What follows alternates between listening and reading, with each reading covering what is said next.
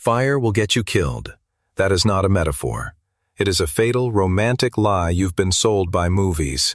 When the power grid finally dies and the temperature plummets to unthinkable lows, that flickering flame you so desperately built is a dinner bell for scavengers, and a pathetic, smoking flare that screams, "I am here, and I am weak." The cold doesn't care about your fire. The cold is a patient, invisible thief, armed with 5 different knives, and it is methodically stabbing you with all of them, right now.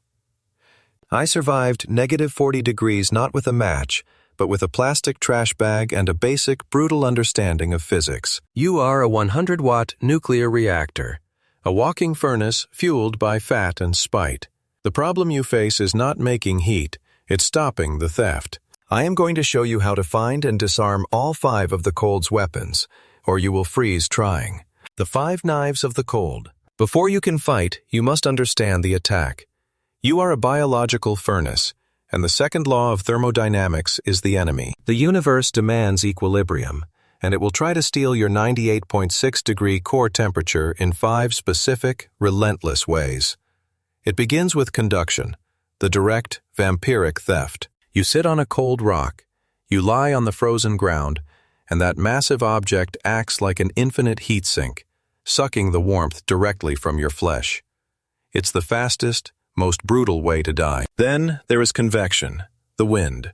The slightest breeze, the smallest draft, rips away the tiny, precious millimeter of warm air your skin works so hard to create. It is a constant, violent stripping, replaced by a new layer of cold air, which steals more heat, which is then stripped away again. The third attack is radiation. You are glowing. Right now, in the infrared spectrum, you are a beacon, bleeding thermal energy into the void, into the cold sky, into the frozen trees. It is a silent, invisible drain that never, ever stops. But the 2 most people fatally underestimate are the ones that come from within. The 4th knife is evaporation. Sweat, wet clothes, or melted snow on your skin. Water is your enemy. It conducts heat away from your body 25 times faster than dry air. Being wet is not a discomfort. It is a countdown to organ failure. And finally, the 5th knife, respiration. Every single breath you exhale is a puff of 98-degree, moisture-saturated air. You are literally, measurably breathing out your own survival. Your job is not to build a bonfire. Your job is to find and plug these 5 relentless leaks. The calorie currency, fueling the reactor. To plug the leaks, you must first have something to protect. Your furnace does not run on hope. It runs on a single, vital fuel: calories. You must start thinking of food and water not as meals, but as your survival currency. You cannot run a deficit. Dehydration is the secret killer. Long before you feel thirsty, your blood is thickening. This forces your heart to work overtime, to strain itself just to pump warmth to your fingers and toes, which will be the first to die and turn black. A dehydrated body cannot metabolize food efficiently. It cannot shiver correctly. You must drink, even when you aren't thirsty, even when the water is painfully cold. Melt snow and drink it. This costs calories, yes, but it is a non-negotiable investment. As for food, this is not the time for a diet. Your body needs fuel to burn, and different fuels do different jobs. Carbohydrates, sugars, crackers, energy bars are your kindling. They provide quick, immediate bursts of heat. You use them when you need a fast jolt to get your shivering under control. But fats are the logs. Fats are your long-term survival. Cheese, nuts, oils, peanut butter, and animal fats burn slow, steady, and long, providing the sustained metabolic heat you need to survive the brutal, endless night. Your metabolism is the only thing in this entire equation that creates heat. Every single thing we do from here on out is just about protecting that one single flame. Without the fuel, all the insulation in the world is just dressing for a corpse. But even with a full stomach, you are losing heat every second. The first and most important battle is the one fought on your skin. Method 1. The fortress of layers. Let's begin by engineering your personal fortress. You are not dressing warm. You are creating a bespoke, wearable microclimate.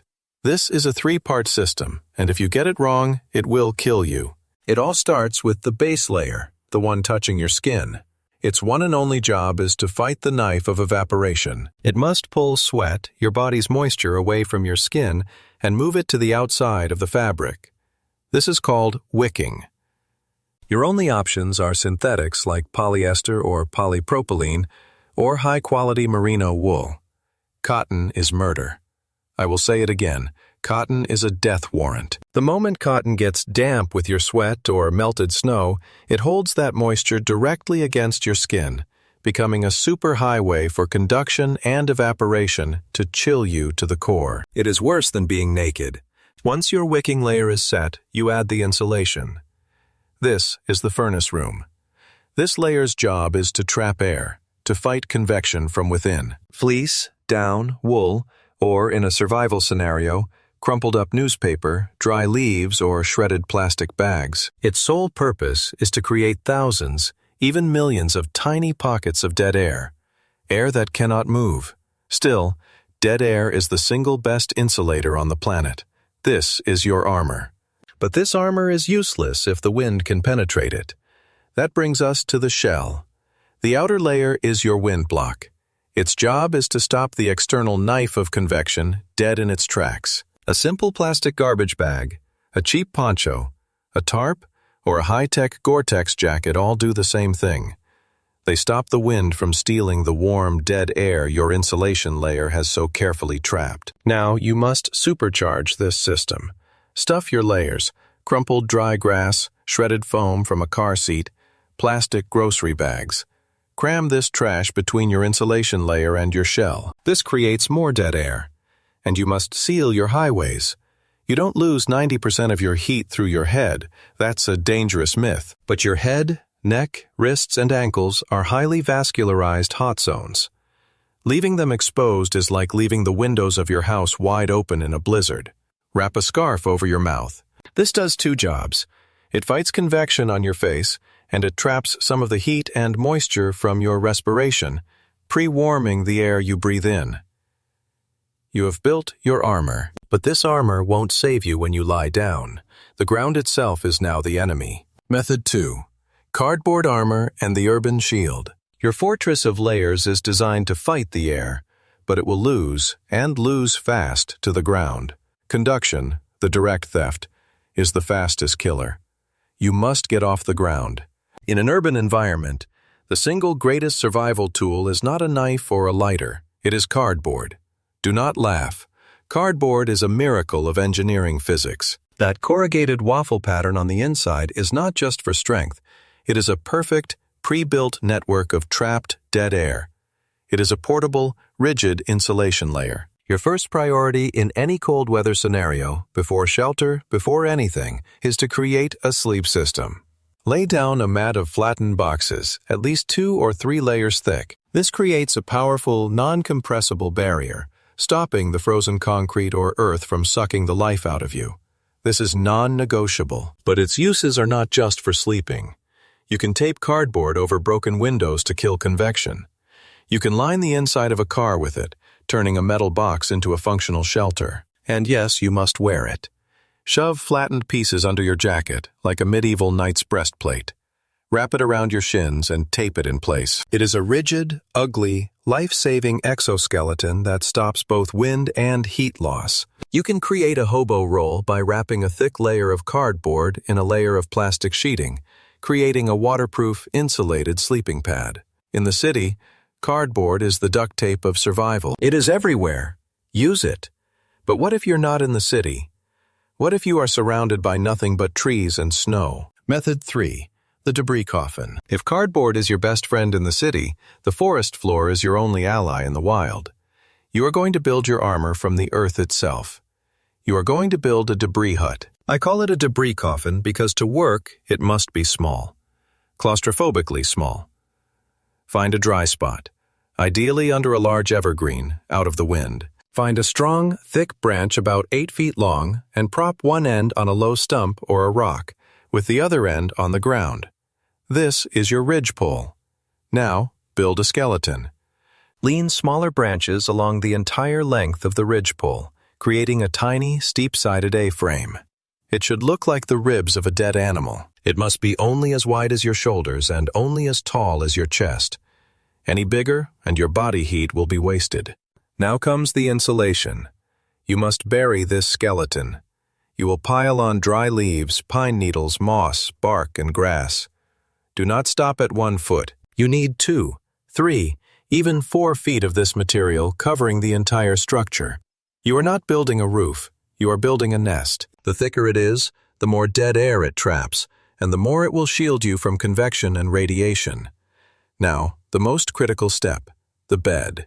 You must insulate the inside. Rake another 2 feet of dry debris inside the hut. This is your mattress, and it is the most important part. It stops conduction from the ground. Now you crawl inside feet first. It will be dark. It will be tight. It will smell like decomposing forest floor. Perfect. Pull a pile of leaves or your garbage bag poncho over the entrance, sealing yourself in. Within minutes, the radiant heat from your body and the warm air from your respiration will be trapped. The tiny, insulated airspace will begin to warm. You are sleeping inside your own insulation, completely shielded from all 5 knives. This is the gold standard. But there is a tool that can supercharge any shelter. A tool that fights the invisible knife. Method 4. The Mylar Mirage and the Radiation War. Let's talk about those shiny, crinkly space blankets that come in every cheap survival kit. They are not a gimmick, but they are dangerously, fatally misunderstood.